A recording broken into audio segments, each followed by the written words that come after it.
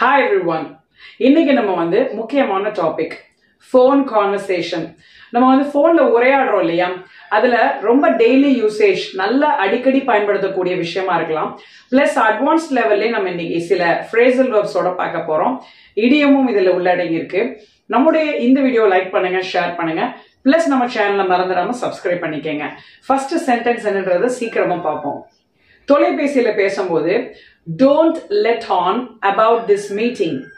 இதனுடைய அர்த்தம், அதாவது இந்த மீட்டிங்கை குறித்து, இந்த சந்திப்பை குறித்து நீங்க யார்கிட்டையும் இது சொல்ல வேணாம், இந்த இன்ஃபர்மேஷனை யாருக்கும் கொடுக்க வேணாம் அப்படின்னு தொலைபேசி மூலமாக நம்ம சில வேளைகள்ல பேசுவது உண்டு. அப்ப நீங்க பயன்படுத்தக்கூடிய sentence. Next one, kindly pass on this information to our MD.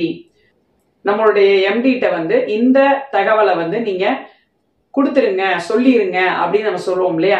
அதுதான் பாஸ் ஆன். போன்ல சொல்லும் போது நீங்க வந்து சொல்லிருங்க அப்படின்ற அர்த்தம் கொள்ளுகிறது.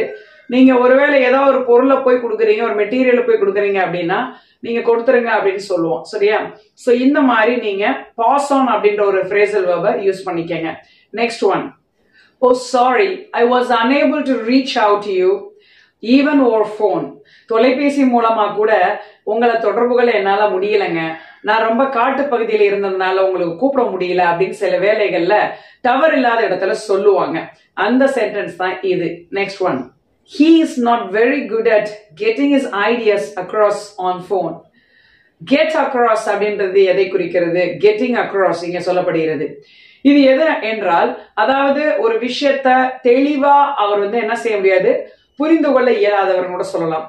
தெளிவா சொல்லக்கூட இயலாதவர், புரிந்து கொள்ள இயலாதவர் அப்படி கூட சொல்லலாம். ஒரு தகவலை சரியா சொல்ல மாட்டாங்க அப்படின்னு சொல்லுவோம்ல, அதுக்கு பயன்படுத்தக்கூடியது தான் இந்தது. ரொம்ப முக்கியமான விஷயம், நீங்க வந்து எழுதி வச்சுக்கோங்க. காமன் செக்ஷன்ல இது மாதிரி ஒரு சென்டென்ஸ் நீங்களும் பதிவிடலாம். கொஞ்சம் கோச்சுக்காம நீங்க உங்களோட நேரத்தை ஒதுக்குனீங்க அப்படின்னா கண்டிப்பா ஆங்கிலம் பேச முடியும். முயற்சி செய்தா மட்டும்தான் வெற்றி உண்டு. Next one, hey, you can attend online classes interfacing on phone. Interfacing அப்படின்றது எதை குறிக்கிறதுனா, அதாவது முகமுகமாக பார்த்து நம்ம வந்து கிளாஸ் வகுப்பு அட்டன் பண்றது. சோ அததான் இங்க சொல்றாங்க இன்டர்ஃபேசிங். இது வந்து தொலைபேசிக்காகவே பயன்படக்கூடிய சில வார்த்தைகள். இதெல்லாம் நீங்க மனப்பாடம் பண்ணிக்கங்க, பிராக்டிஸ் பண்ணுங்க. Next one, she got on the horn to the manager the very next morning to complain. அதாவது ரொம்ப அதிகாலையிலே வெள்ளனையே அவங்க வந்து மொத்தம் ஸ்டார்டிங்கே அவங்கள்ட்ட மேனேஜர்கிட்ட போன் பண்ணி ஒரு கம்ப்ளைண்ட், அதாவது இந்த பிரச்சனை இருக்குன்றத அவங்க போன் மூலமாக தொடர்பு கொள்றது தான் இங்க சொல்லப்படுகிறது. got on the horn. சரிங்களா? சோ அந்த idiomatic expressions எல்லாம் நீங்க பிராக்டிஸ் பண்ணிக்கங்க. Next one, kindly drop us a line after this conversation. இந்த லைன் அப்படின்றது எதை குறிக்கிறதுனா, ஒரு மெசேஜ் போட்டுருங்க, என்கிட்ட பேசிட்டு நீங்க ஒரு மெசேஜ் மட்டும் எனக்கு என்ன செஞ்சிருங்க, அனுப்பிடுங்க. இல்ல உங்க இமெயில கூட ஒரு மெசேஜ் அனுப்பிடுங்க, இல்ல அந்த சொன்ன போன் நம்பரை கூட நீங்க மெசேஜ் அனுப்பிடுங்க அப்படின்னு நம்ம சொல்லுவோம்ல. இந்த வித ஒரு ஃப்ரேஸ நம்ம யூஸ் பண்றோம்.